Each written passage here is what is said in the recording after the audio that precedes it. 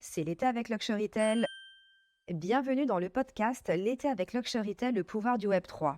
Je suis Sabine et je suis ravie de partager avec toi ma nouvelle passion pour le Web3.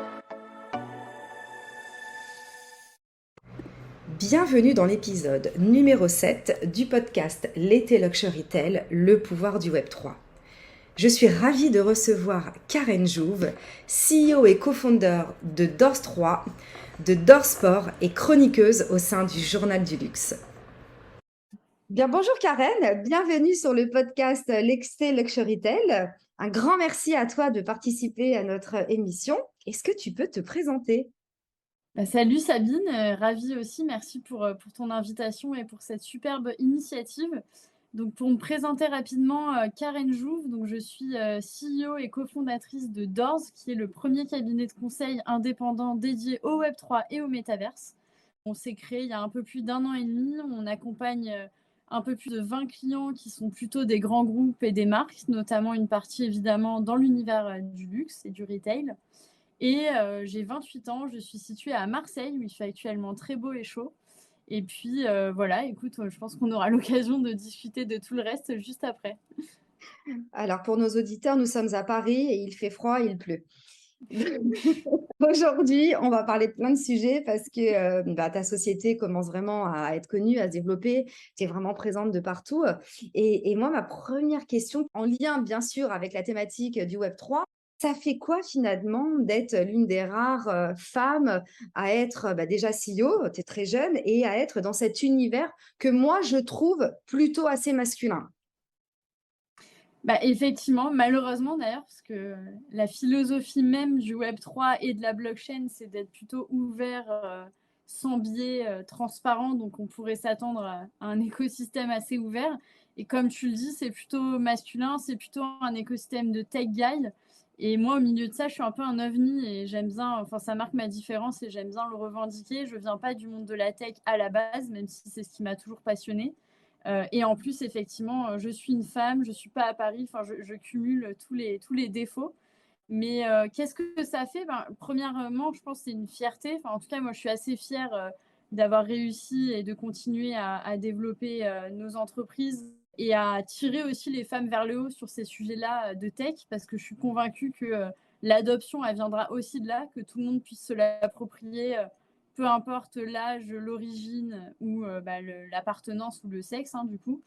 Et puis ensuite, je suis. Enfin, c'est jamais quelque chose qui m'a fait peur. J'ai fait beaucoup de sport dans ma vie. J'ai même fait une formation militaire. Donc, si tu veux évoluer dans un univers avec des hommes, ça m'a jamais trop impressionné. Au contraire, je crois beaucoup à la complémentarité. D'ailleurs, j'ai deux associés qui sont des hommes, mais ils sont devenus féministes depuis. Mais voilà, je pense que c'est bien être une femme dans le Web3 aujourd'hui, c'est important. Il y en a quand même, il y en a beaucoup, et d'ailleurs beaucoup en France qui sont à des très hauts niveaux, et il faut le souligner. Mais effectivement, il faut se serrer les coudes et il faut réussir à en amener encore plus, parce que c'est ça le Web3 aussi, ça doit être un univers ouvert, sans biais. Et en tout cas, il faut qu'on continue sur cette voie-là. C'est bien parti en tout cas avec nous également. Merci.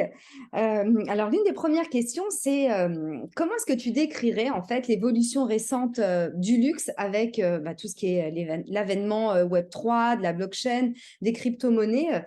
Comment ces technologies, hein, tu en parlais juste avant, peuvent-elles contribuer à transformer l'ADN des marques de luxe tout en préservant finalement cette essence de rêve?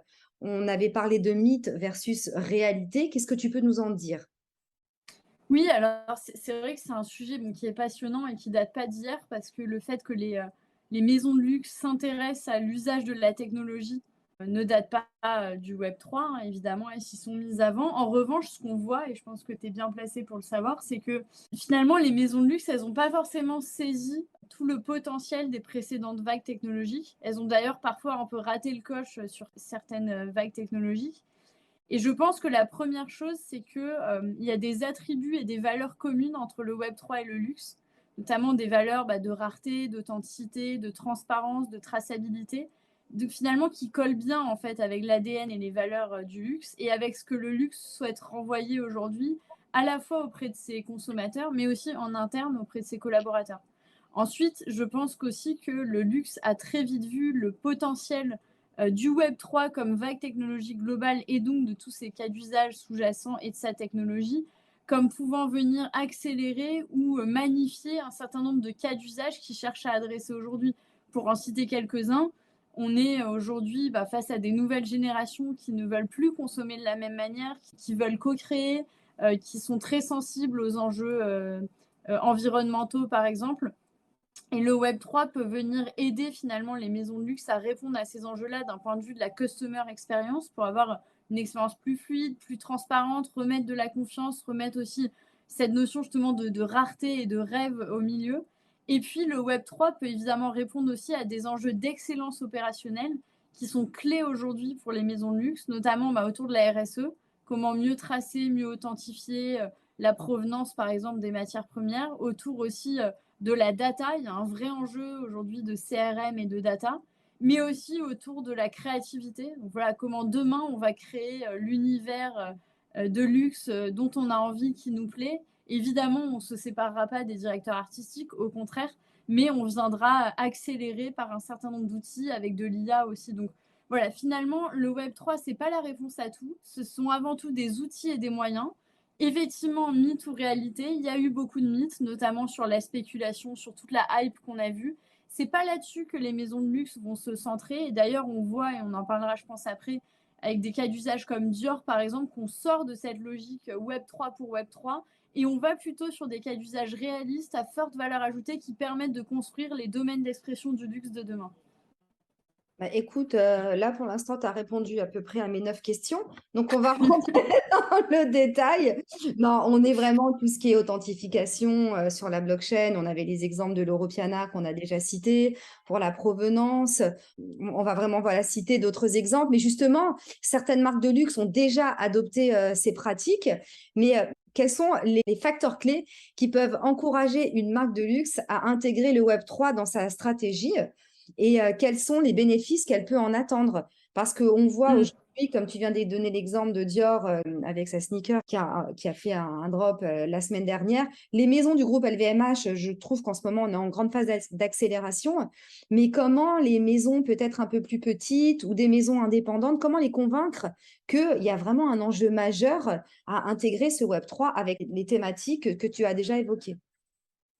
Ouais, alors c'est une vaste question, hein. On pourrait passer des heures à y répondre et c'est tout l'enjeu du métier qu'on fait, toi et moi d'ailleurs. Mais je pense qu'il y a deux éléments clés. Le premier, c'est que encore une fois, nous, on ne voit pas le Web3 comme une finalité en tant que telle. Ce qui est sûr, c'est qu'on est convaincu que c'est une vague technologique et culturelle majeure et que globalement, la question, c'est pas de se demander si on doit y aller, c'est plutôt quand, comment et pourquoi. Parce que globalement, tout le monde finira par y aller comme les vagues technologiques précédentes. Et l'autre conviction qu'on a aussi, c'est que même si les premières activations ont beaucoup été des activations d'image, marketing, voire de génération de revenus presque poussées à l'extrême, qui étaient presque surréalistes, il faut voir le Web3 comme une transformation profonde, de long terme et durable. Et en tout cas, les marques doivent s'inscrire là-dedans. Ce qui ne veut pas dire qu'il faut abandonner des activations d'image, hein, parce qu'on sait très bien que c'est aussi intrinsèque à leur mode de fonctionnement. Mais du coup, les facteurs clés, c'est de se poser la question, non pas de se dire pourquoi j'intégrerai le Web3, mais plutôt quels sont mes enjeux clés aujourd'hui, mes piliers stratégiques de marque, et en quoi le Web3 et ses outils peuvent venir y répondre, voire les accélérer. Et par exemple, il y a des enjeux stratégiques clés auxquels répondre le Web3 pour les maisons de luxe. Il y a notamment, évidemment, construire l'expérience client de demain. Voilà, l'expérience client de demain, on en est tous d'accord, elle sera immersive, elle sera augmentée, elle sera ultra personnalisée, elle sera transparente. Mais une fois qu'on s'est dit ça, il faut le mettre en œuvre. Et en fait, beaucoup de cas d'usage du Web3 peuvent permettre de faire cela. Le deuxième enjeu, c'est évidemment faire de l'acquisition, targeter, engager et fidéliser ces nouvelles générations qui sont compliquées à saisir. Et ça, c'est au cœur des stratégies de toutes les maisons de luxe aujourd'hui. Comment je m'adresse à ces nouvelles générations? Le troisième enjeu, c'est comment je construis aussi de nouveaux business models et de nouvelles lignes de revenus demain. Parce que même si le Web3, ça ne doit pas être le seul enjeu, il ne faut pas se leurrer. Aujourd'hui, des maisons de luxe, elles ont aussi des enjeux business comme tout le monde. Donc comment demain on change en fait ces business models et comment on s'inscrit un peu dans une nouvelle dynamique qui peut venir par exemple du token gated, du CRM 3.0, voire d'autres. Et ensuite, effectivement, il y a tout cet enjeu finalement quand même de brand awareness autour des piliers forts d'une marque qui peuvent être la RSE par exemple, l'engagement employé. Comment je viens accélérer ça avec des nouveaux outils, des nouveaux moyens, parce qu'on n'en parle pas trop. Il y a beaucoup d'enjeux internes aussi pour les maisons de luxe. Comment je vais attirer des nouveaux talents, comment je vais les fidéliser. Tout ça, on peut le faire aussi grâce à des NFT, grâce à du métaverse. Donc, même pour des plus petites marques, des plus petites entreprises, évidemment, elles ne le prendront pas de la même manière et elles investiront pas la même chose. Pour autant, il y a énormément d'accélérateurs, de quick wins en fait à construire autour des grands piliers stratégiques des marques. Quand tu parles de l'engagement employeur, je trouve que vraiment c'est intéressant parce qu'on peut vraiment faire un onboarding de collaborateurs d'une nouvelle manière. On peut les emmener sans les emmener dans leur manufacture grâce à la réalité augmentée. On peut, au niveau du marketing ou de la com, comment des programmes de fidélisation 3.0 vont faire qu'aujourd'hui, on va engager une nouvelle cible de clientèle d'une autre manière grâce justement au CRM 3.0. Mais pour cela, moi, je pense que les maisons, les marques, d'une manière générale, ont besoin d'être acculturées en interne pour comprendre ces enjeux. Parce que pour moi, tu le sais également, les étudiants, il y a de plus en plus, quand un sujet est à la mode, il va y avoir de plus en plus de programmes qui vont s'ouvrir sur la blockchain, sur le CRM 3.0, sur les NFT, etc. Et que ces jeunes, ils seront prêts à entrer dans les entreprises, mais que les entreprises, elles ne seront pas prêtes à les accueillir parce qu'elles ne sauront pas de quoi on parle, en fait. Exactement. Alors ça, je ne l'ai pas dit quand je me suis présentée, mais moi, j'ai démarré ma carrière dans le conseil en transformation digitale. Et donc, mon métier, c'est vraiment ça depuis toujours, c'est d'accompagner des transformations complexes. Et même si ce n'était pas toujours des sujets aussi innovants et disruptifs que le Web3, j'ai envie de dire ça, c'est la règle absolue. De toute façon, dès qu'il y a une transformation, il y a besoin, un, de conduite du changement et deux, d'acculturer et d'onboarder. Parce qu'effectivement, jusqu'à maintenant, et nous on le voit, le sujet a été pris soit par des directions spécifiques, par exemple de l'innovation, du digital ou marketing, soit directement par des directions générales, parce qu'aujourd'hui, il y a beaucoup de dirigeants, et c'est top, qui ont une vision et qui ont donc l'ambition. Mais si on veut qu'il y ait une transformation profonde qui se fasse et qu'on réponde à des enjeux concrets, il faut que toutes les directions métiers puissent s'en saisir. Et comme tu le dis, pour deux raisons. Déjà, un, pour porter des sujets aussi bottom-up et pas uniquement top-down, et donc faire remonter les sujets terrain, les sujets métiers. Et ça, c'est vraiment le complexe depuis des dizaines d'années de tous les consultants qui essayent d'amener les clients à faire ça. Et deuxièmement, effectivement, pour préparer le terrain des prochaines générations qui vont arriver.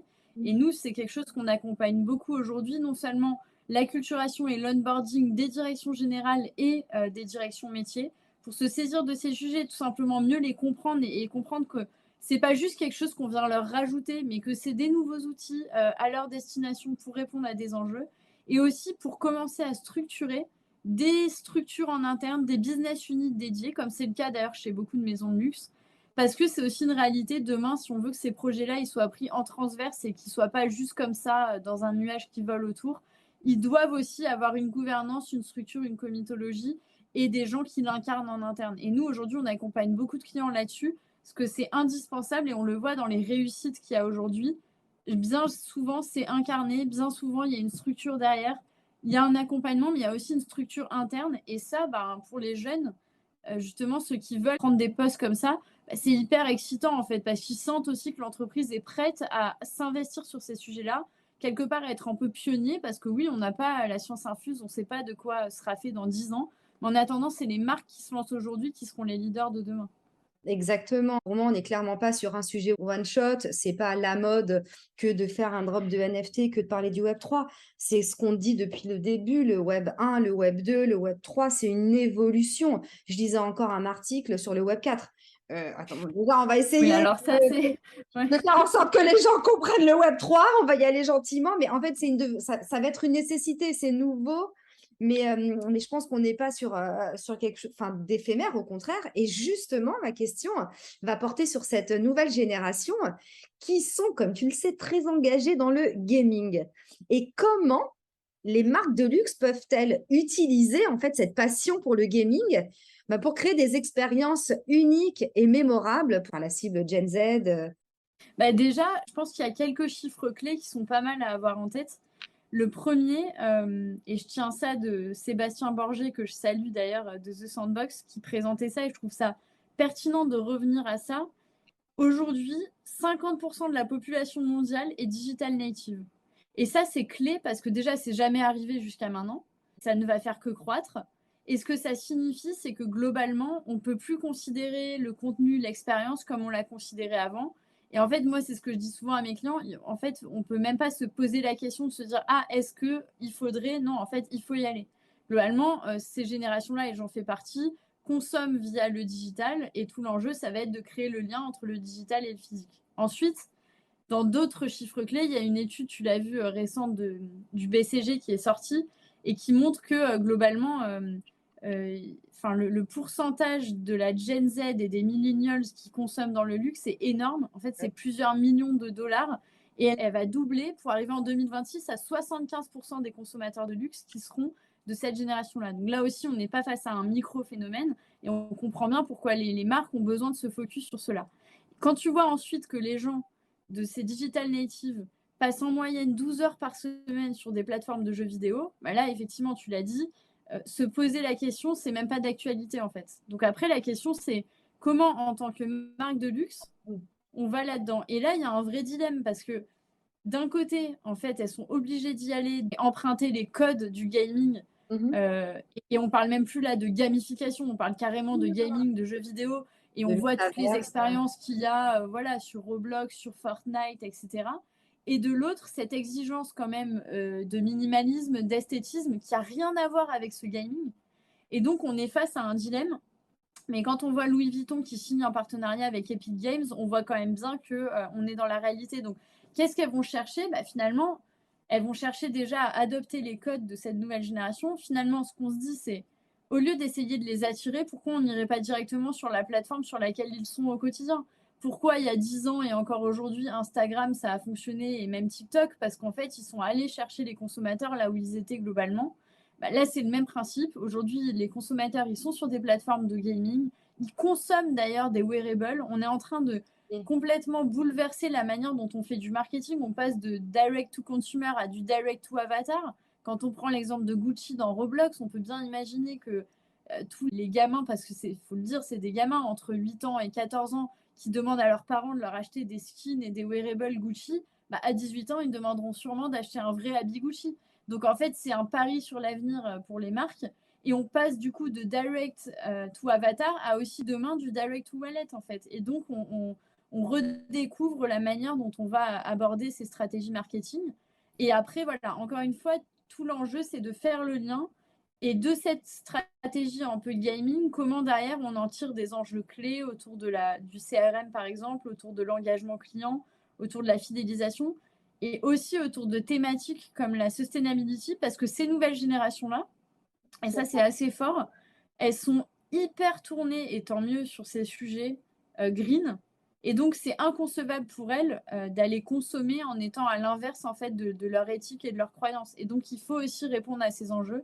Et là, il y a beaucoup de cas d'usage qui se développent, par exemple sur la seconde main autour de ça. Tout à fait. Au niveau des avatars, j'ai pas les chiffres en tête, mais le temps qu'une personne va mettre pour créer son avatar, c'est juste incroyable. L'attention qu'elle va apporter à la création de son avatar et ensuite le budget qu'elle va avoir pour pouvoir l'habiller. J'avais lu une étude, Forever 21 avait créé un bonnet rose pour ses avatars et ça leur avait coûté 500 $. Et il s'est avéré que, mais ça a été, ils en ont tellement vendu qu'ils ont généré un chiffre d'affaires mais incroyable. Et du coup, du digital, ils en ont fait un produit IRL, in real life. Et le succès du bonnet de l'avatar et du bonnet que les jeunes filles pouvaient porter, mais a été incroyable. Et en fait, la leçon marketing, c'est, mais ça coûte rien de créer un bonnet pour un avatar. Et le retour sur investissement est juste énorme. Et par la suite, je crois que c'était, je sais pas moi, 10 $ sur l'avatar. Ils l'ont vendu à 20 $, je ne suis pas tout à fait sur des chiffres, en boutique, mais ça a été incroyable. C'est plus mon avatar s'habille comme moi, c'est je vais m'habiller comme mon avatar. Et ça, Exactement. je trouve que c'est assez incroyable en fait. Oui, tout à fait. Et ça, les marques, et pas que dans le luxe, elles ont mis un peu de temps quand même à le comprendre en pensant que c'était un phénomène de mode. Et en fait, c'est loin d'être un phénomène de mode. Et d'ailleurs, quand tu parles à des gamers, en fait, ils te le disent, eux, ça fait quand même des années qu'ils sont là-dedans. Et c'est un marché aujourd'hui à plusieurs milliards, donc c'est une réalité. Bah, quand on voit Squeezie, les taux d'audience qu'il génère, sur son e-sport, non, c'est pas quelque chose à prendre à la rigolade. Ça, c'est clair. Tout à l'heure, tu parlais de Gucci, sur Roblox et on a également des collabs, Gucci X, Van. C'est incroyable. Donc, on est sur des maisons de luxe qui commencent à entrer dans ces univers, de gaming. On est sur des maisons de luxe qui vont défiler, sur, Decentraland avec la Metaverse Fashion Week et on est sur des maisons de luxe qui collaborent avec des équipementiers sportifs ou des marques sportwear comme Vans, avec un vrai succès d'audience. C'est un public qui ne s'intéressait pas forcément à l'univers du luxe, c'était pas la cible des maisons de luxe, mais qui le devient du fait de s'adresser à eux via le Web3 et tous ces enjeux, en fait. Exactement, ouais. Pour parler un petit peu, on avait évoqué ça ensemble pour préparer le podcast, on parlait de vocabulaire. En fait, il y a certaines maisons de luxe qui sont plutôt réticentes à utiliser des termes techniques. Il y a le mot NFT, parfois c'est un gros mot. On va utiliser collectible. Bon, pour moi, c'est pareil. Mais finalement, on comprend, si on ne sait pas ce que c'est, on ne saura pas plus ce que c'est qu'un collectible. Mais comment tu vois l'approche des marques de luxe pour familiariser leur clientèle en fait aux nouvelles technologies du Web3, à ce vocabulaire, tout en utilisant un langage simple et accessible. En fait, ça, c'est un sujet que nous, on a très vite vu. On a démarré en 2016 dans la blockchain. On ne parlait même pas de Web3 à ce moment-là.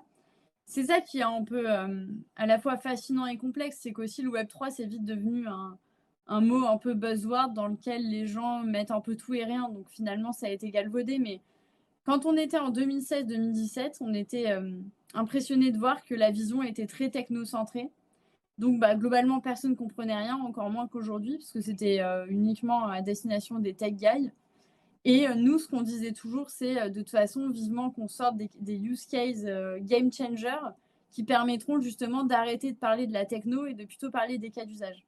Ça a bien fonctionné puisque derrière se sont popularisés tous les use cases, crypto, NFT, metaverse, Web3, etc. Et là, en fait, on est retombé encore dans un espèce de piège où on remet un mot savant que les gens galvaudent plus ou moins. Un coup, c'est positif, un coup, c'est négatif. Les médias s'en emparent en disant ça y est, c'est la folie, puis après, c'est mort. En fait, la réalité là-dedans, c'est que nous, on croit beaucoup au fait que on aura réussi l'adoption générale le jour où on n'en parlera plus, globalement. Ça, on peut aujourd'hui, je pense pas que les gens parlent de HTTPS, HTML, ils parlent pas de tout ce qui se passe derrière les réseaux sociaux, ils parlent du cas d'usage en tant que tel, en fait. Donc là, on est à peu près dans cette période de transition. Forcément, il y a encore besoin d'en parler. Puis il y a un côté aussi image de dire telle marque va dans le Web3. Mais si on prend le cas de Dior, et ça a été le cas de d'autres marques qui l'ont fait depuis, on utilise de moins en moins ces mots-là. En fait, on utilise beaucoup plus l'usage et l'utilité que ça va apporter à l'utilisateur. Parce que finalement, pour te donner un exemple, tu vois, que nous, on accompagne dans un secteur qui n'a rien à voir avec le luxe, dans le rugby. On a développé un certain nombre de tickets collector, mais en fait, on n'a jamais parlé de NFT, on parlait de tickets collector parce qu'on s'adresse à une audience, des gens qui vont au stade de rugby, qui ne sont pas du tout, en tout cas pour la majorité, acculturés à ces sujets-là. Et si on leur avait dit une seule fois c'est un NFT, personne ne l'aurait pris. Alors qu'en fait, utiliser leur langage habituel, leur montrer les utilités que ça offre et dire, en fait, oui, by the way, quand vous vous connecterez, vous capterez qu'il y a de l'innovation derrière. Mais à la limite, on s'en fout. Aujourd'hui, la majorité des gens, c'est comme le QR code. Ils s'y sont faits, ils scannent, ils voient ce que ça leur fait apparaître et c'est tout. Ils ne se posent pas la question de l'outil tech qu'on utilise derrière. Donc, je pense qu'on est vraiment sur cette tendance et qui doit prendre de trouver le juste milieu entre montrer l'innovation qu'on fait et s'adresser en direct à l'utilisateur avec des mots qu'il connaît. Et effectivement, tu disais collectible, je ne sais pas vraiment si c'est plus simple que NFT, mais des fois, pourquoi pas parler tout simplement, en fait. Voilà, typiquement, l'exemple de Dior, c'est une stickers. En fait, jusque-là, tout va bien. Il suffit de scanner, on se rend compte qu'on tombe sur quelque chose. Un exemple qui est assez intéressant, c'est l'exemple de la Chine. En Chine, ils sont très pragmatiques là-dessus. Et aujourd'hui, ils parlent absolument pas, par exemple, de métaverse, mais ils le vivent. C'est-à-dire que directement depuis WeChat, un certain nombre de maisons de luxe, par exemple, permettent d'aller dans un univers immersif. À aucun moment, on leur dit attention, vous entrez dans le métaverse. Non, en fait, ils cliquent sur un lien comme toi, tu cliquerais sur un coupon de réduction et ils arrivent dans un univers immersif. Et en fait, ça, c'est un peu notre spécialité quand même en Occident, c'est de vouloir beaucoup intellectualiser les choses, là où finalement, ce que cherchent les utilisateurs, c'est juste de l'utilité, de l'accessibilité et une expérience qui soit la plus seamless possible. Donc voilà, je pense qu'on va s'orienter là-dessus. En tout cas, nous, on amène nos clients à aller là-dessus aussi parce qu'il y a une réalité. Aujourd'hui, il y a 11% des gens en France qui détiennent des crypto-actifs, donc c'est beaucoup et pas beaucoup. Donc finalement, si on veut convaincre les 99% autres, bah, il faut parler le même langage en fait. Il ne faut pas aller leur imposer un langage ultra technique qu'ils ne vont pas comprendre, quoi. Dans ce que tu disais, Karen, on a eu pour l'épisode 6 Benjamin Moget, on a parlé des fan tokens et en l'occurrence du site socios.com. Et donc, bah, nous, on est allé sur ce site internet qui est pour des fan tokens où tu choisis ton équipe de sport préférée. Mais je trouve que le langage est tellement clair, ça te donne accès à un droit de vote, à la musique du DJ, le fanion que les gens vont avoir. Quand tu disais, bah, voilà ce que ça va vous rapporter, vous aurez une séance de dédicace, vous pourrez parler, échanger avec votre joueur de foot préféré. Ben, ça leur parle. Et pourtant, ils ont acheté un token via un wallet, un portefeuille virtuel. Et c'est exactement ça quand tu dis qu'en Europe, en France en particulier, on a besoin de faire du vocabulaire à tout va. Quand nous, on voit que des maisons comme La Neige, récemment, Charlotte Tilbury ou bien Ralph Lauren sont dans le Web3, dans le métaverse, ben, il suffit qu'on y aille, on est sur un site internet ou Lacoste, bah, on rentre dedans et puis on a des petits pop-up qui arrivent avec des vidéos pour savoir la provenance du produit, la composition, un tuto pour savoir comment se maquiller. Et bon, bah, on est dedans, on ne se dit pas, ah, je suis dans le Web3, dans le Métaverse 2, je suis vraiment dans un univers immersif. Et en effet, on a besoin de se justifier, alors que finalement, en démontrant justement, quand vous rentrez dans ce site internet, vous aurez des tutos, vous allez avoir la provenance, vous verrez tout ce côté RSE que tu citais. Bah, en effet, peut-être que l'adoption sera plus simple. Ouais, c'est ça. Et puis, encore une fois, il faut chercher l'usage et l'utilité. Parce que c'est la même chose si on considère le Web3 pour le Web3, la majorité du temps, on va adresser un sujet qui n'est pas un sujet en fait. Et donc, on ne va pas répondre à une attente utilisateur ou une attente collaborateur. Donc aujourd'hui, c'est vraiment ça qu'il faut prendre en compte. C'est plutôt, encore une fois, de regarder les enjeux et d'y répondre. Et de toute façon, l'utilisateur, et on le voit avec les vagues technologiques qu'il y a eu, enfin, globalement, l'être humain est quand même assez bien fait. Il s'adapte très vite au changement. Quand on voit comment tout le monde a fini par faire des visios, mettre des montres connectées, avoir un wallet, parce que typiquement, Apple a généralisé cette idée de wallet qui est en fait juste un portefeuille numérique qui n'a rien à voir avec la crypto, mais en fait, tous ces mots-là, ils sont entrés dans les mœurs parce qu'entre guillemets, ils sont arrivés, on l'a prouvé par l'usage et on a arrêté de se poser la question de comment on l'avait fait. Et ça, c'est vraiment crucial. Et en plus, on est dans un moment où il y a un rejet quand même assez massif de beaucoup de gens autour du concept même de Web3 et de NFT parce qu'il a été mal compris et que donc les gens ont pensé que c'était encore un coup marketing de plus. Et donc, bah, il faut réussir à passer cette step, à construire des cas d'usage à forte valeur ajoutée où les gens, en fait, de manière complètement seamless et invisible, le vivent sans même en parler, en gros, globalement. Et ça va passer par plein de choses.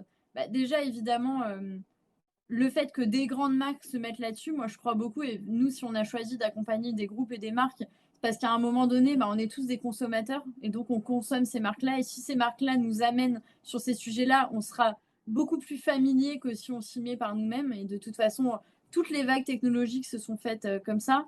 Deuxièmement, ça va venir par les devices. C'est sûr que si demain, c'est ultra fluide, le wallet, c'est simple, aller sur un métaverse, c'est facile, ça met pas 10 minutes, on paye pas un casque 4 000 euros, bah, évidemment que tout le monde ira. Donc tout ça, ça va venir progressivement. Et là aussi, c'est là où c'est important d'avoir une certaine humilité, une agilité, c'est qu'on n'est qu'au début.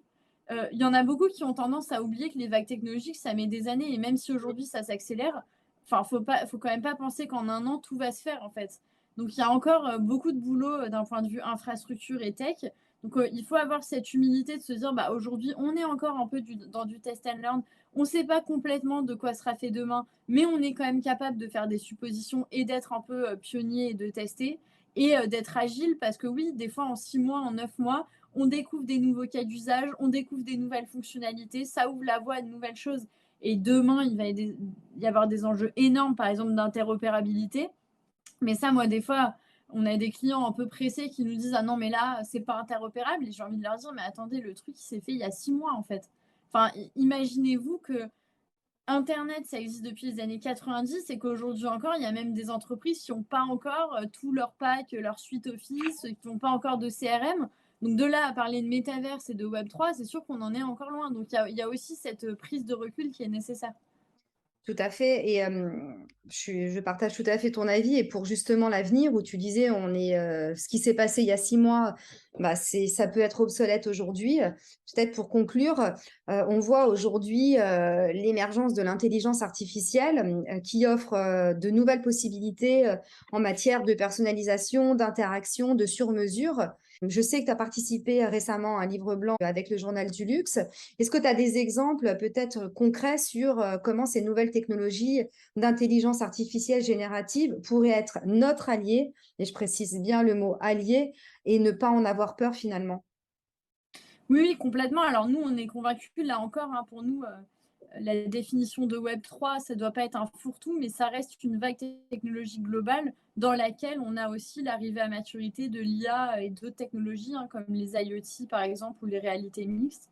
Évidemment, l'IA générative, je pense que c'est un des segments les plus prometteurs, en tout cas les plus visibles de l'IA vis-à-vis du grand public, mais aussi des entreprises. C'est clair qu'aujourd'hui, il y a des cas d'usage très concrets, par exemple dans les métaverses, pour venir faire de l'ultra-personnalisation, du chat conversationnel. Demain, en fait, si on s'imagine dans une expérience d'immersive commerce, comme a pu le faire Clinique, par exemple, dans l'univers de la beauté, ou même Nars, également en Chine, bah, on s'imagine bien qu'au-delà de tout ce que le Web3 et le métaverse pourront apporter, le fait d'avoir un agent conversationnel qui nous permet d'avoir une ultra personnalisation comme on ne l'a même pas dans la vie réelle, ça apporte une vraie valeur ajoutée. L'intelligence artificielle, ça sert aussi dans tout le domaine de la créativité. Par exemple, pour les NFT, aujourd'hui, beaucoup de collections sont générées de manière automatique, c'est-à-dire qu'il y a un artiste derrière qui se fait aider de l'intelligence artificielle. On a aussi beaucoup d'IA dans le domaine de la finance décentralisée, de la blockchain et des cryptos. Donc finalement, l'IA peut être à la fois un allié de la technologie et évidemment un allié de l'être humain. Et en tout cas, on doit savoir la dompter, l'utiliser à bon escient. Mais c'est clair que ça ouvre la voie à de nombreux cas d'usage. Et je pense vraiment que le meilleur cas d'usage, c'est l'ultra-personnalisation, en fait. C'est cette recherche vraiment d'une expérience sans couture, sur mesure, ultra personnalisée, dédiée à soi, avec une self-expression, quoi, grâce à l'avatarisation, comme on le disait tout à l'heure, à cette capacité d'aller automatiser de la data, de pouvoir se rendre d'un canal à l'autre de manière complètement seamless, du physique au virtuel, de l'immersif au statique, et en rajoutant cette blockchain qui, elle, permet en tout cas d'anonymiser et de sécuriser l'ensemble de ces données, parce que l'IA a aussi des biais, évidemment, qu'il va falloir éviter, quoi. Bah, merci beaucoup, Karen, pour, cette discussion, très, très riche. Je pense qu'on aurait pu rester 3 heures à discuter. Ouais, merci Sabine. Effectivement, je pense que là, heureusement qu'on n'était pas dans le sud sur un transat parce qu'on en aurait parlé toute l'après-midi. Attention, ne me chauffe pas, parce que je veux prendre mon billet d'avion et venir te voir. Bon, en tout cas, un grand merci d'avoir participé au podcast L'été Luxury Tale, le pouvoir du Web3. Est-ce que tu as un mot de la fin à nous dire? Une actualité peut-être à nous transmettre? Bah, en tout cas, merci encore pour ton invitation. Ravie de paraître parmi le panel de super speakers que tu as conviés. Non, je pense que le mot de la fin, c'est n'ayez pas peur, allez-y, bah, faites-vous bien accompagner et suivez de près. On a pas mal d'annonces à faire dans les semaines à venir sur des très belles marques qui se lancent à leur tour sur des sujets de long terme, notamment autour de l'engagement, mais aussi de la gamification. Donc, stay tuned. Et pour ceux qui sont là cet été, rendez-vous à NFT Biarritz, qu'on a le plaisir de sponsoriser cette année encore. Bah, merci beaucoup, Karen. Passe un bel été. Merci Sabine, toi aussi. Merci. Rendez-vous très vite pour un prochain épisode L'été Luxury Tale, le pouvoir du Web3. Si tu aimes ce podcast, abonne-toi, commente, like, partage et laisse un avis 5 étoiles.